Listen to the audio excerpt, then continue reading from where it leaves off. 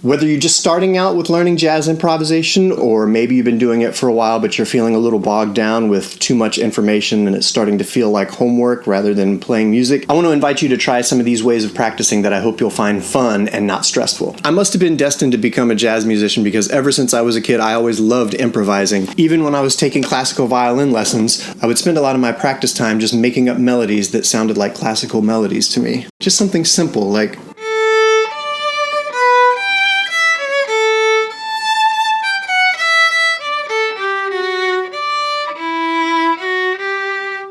or if I'm at the piano, I might make up a Baroque-sounding melody.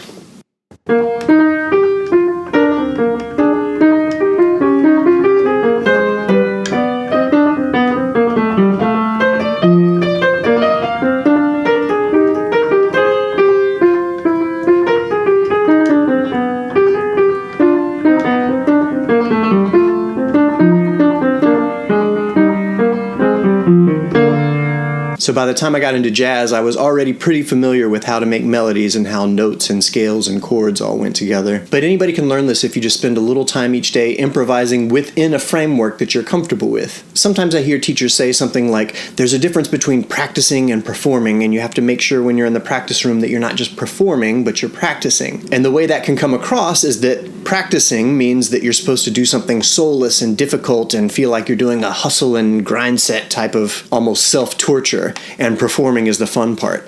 But I don't see it that way at all. To me, the difference between practicing and performing is that practicing means you're setting certain limits that you wouldn't set in performance. And the limits that you set for yourself when you're practicing, I think, should always be a small enough amount of information that you're not overwhelmed, but a big enough amount of information that you're not bored. So I don't think practicing should be boring or a kind of redemptive suffering. The idea is to give yourself enough to sink your teeth into so that you can make your practice sessions fun. So here's an exercise I always like to start off with. You can play on your left hand in the piano a C, an E, and a B. That gives you a C major 7 sound.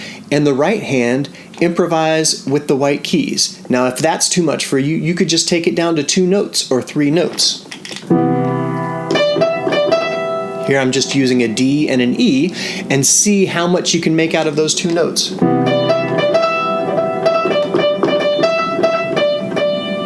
And to the extent that you're comfortable, you can expand that out to the whole scale.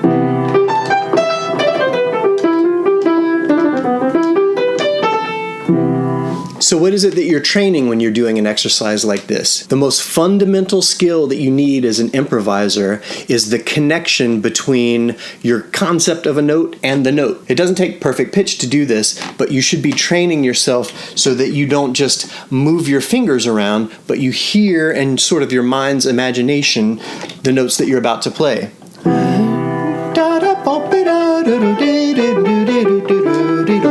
So that you know what it's going to sound like even if you're not playing the notes. So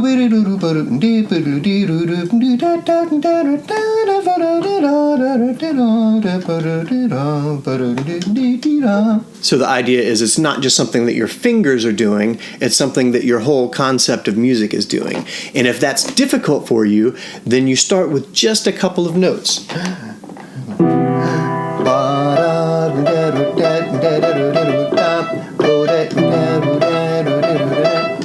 So that you're getting a relationship to each note in the scale. Hopefully you'll realize that some notes fit in better than others. An F in this key doesn't really fit because it's the 4th of a major key. So it has to sort of resolve by going somewhere. And by doing this over a long period of time, you get a relationship with these notes. One of the great things about YouTube as a source is that you can find tons of backing tracks and you can tailor your practice to where you're at. So if you are at the beginning and you want to practice C major like I was doing right there, you can just find C major backing track, look that up, or you can make one yourself if you can't find exactly what you're looking for. In the beginning of this video, I was using an app called Jazz Session Band 4, and you can make yourself a backing track or use one that you find and just play along to it. One of the most fun ways of practicing is to play along with a recording that you love, and it doesn't even have to be jazz. It could be any style, especially if you're working on one chord. There are a lot of funk tunes, hip-hop tunes that stay in one area where you're basically playing the same scale throughout, and you can really practice playing your stuff over that. So again, if you're just starting out, I would encourage you to do these kinds of sessions where you're just playing one type of scale, and you can make a lot out of this before doing step 2, which is to mix and match different scales within the same song. And the fun element is that you don't have to be playing some complicated tune to really be improvising. You can really improvise over a much simpler structure, and it helps especially to get your ear attuned to play along with something like a backing track, or maybe if you're able to do this, to play along with a slow blues. That way you're growing and developing as a musician while also having fun. So please let me know in the comments if this makes sense, if this is helpful to you, if you're practicing this way, and I'll upload what I consider to be lesson 2 next week, although you can spend a lot longer than just 1 week practicing this kind of exercise and get a lot of mileage out of it. Till next time.